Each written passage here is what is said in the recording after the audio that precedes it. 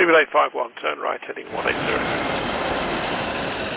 14 Papa, turn right 245, report localizer established 27. Welcome back to the second video today, depending on when you are watching this and where you are watching it.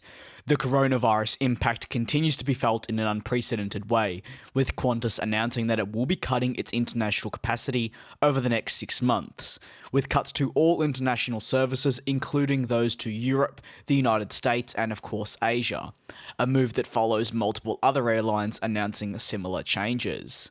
In addition to the changes in services that I will be discussing later, Qantas has also made the decision to ground 8 of its 12 Airbus A380s, leaving it with only a handful remaining, as some are currently undergoing maintenance and cabin refurbishments. The Qantas CEO Alan Joyce said, "We expect lower demand to continue for the next several months, so rather than taking a piecemeal approach, we're cutting capacity out to mid-September. This improves our ability to reduce costs as well as giving more certainty to the market, customers, and our people. The Airbus A380s will be grounded through to September, an absolutely massive cut in capacity, and it comes as quite a shock if you ask me. While you definitely could say changes were coming, to see another airline ground the Airbus A380s this quickly and with that many being grounded is a shock." The existing services from Perth to London and the Sydney-Singapore-London, which acts as QF1 and QF2, will now solely become Sydney-Perth-London from the 20th of April onwards. This means London will no longer get the Qantas A380 and a key route will be cut. Qantas was also expected to launch a landmark Brisbane to Chicago service next month. That's also now being pushed back to mid-September, following, as I mentioned, an expected April launch. While the focus is on Qantas, Jetstar will actually also be cutting a number of flights on its international network, while suspending flights from Australia to the likes of Japan and Vietnam. These services, they've said, will be cut by half. Meanwhile, the Qantas domestic network is also seeing further cuts, with that being brought up to a 5% total capacity reduced. Now, that's actually gone up from the previous 3.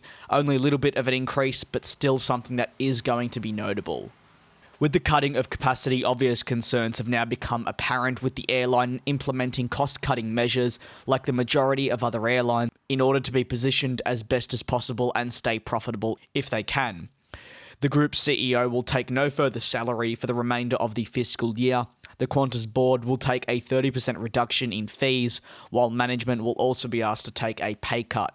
Similar to what Cathay Pacific has done, the airline will also be asking employees to take paid or unpaid leave, with this reduced flight activity the carrier is seeing in the coming months. Alan Joyce continued on to say, "In the past fortnight, we've seen a sharp drop in bookings on our international network as the global coronavirus spread continues." Adding, "We have a robust balance sheet, low debt levels, and most of our profit comes from the domestic market. We're in a good position to ride this out, but we need to take steps to maintain this strength." This really highlights the overall position Qantas is indeed in. They're rather lucky, to be fair to them. While the virus is no doubt something that's going to hurt, they can push through. Unfortunately for other airlines and groups, this is something that's not nearly as always possible, and if this virus was to continue, I could seriously see some other carriers failing.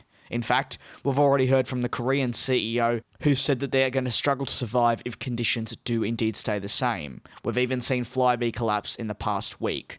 I'm going to be keeping you all updated over the coming weeks as this does continue to develop, so make sure to turn on those post notifications, as I can't guarantee videos will be going live at the usual 6 PM like this one as more and more develops. Until then, stay safe and thank you very much for your continued support.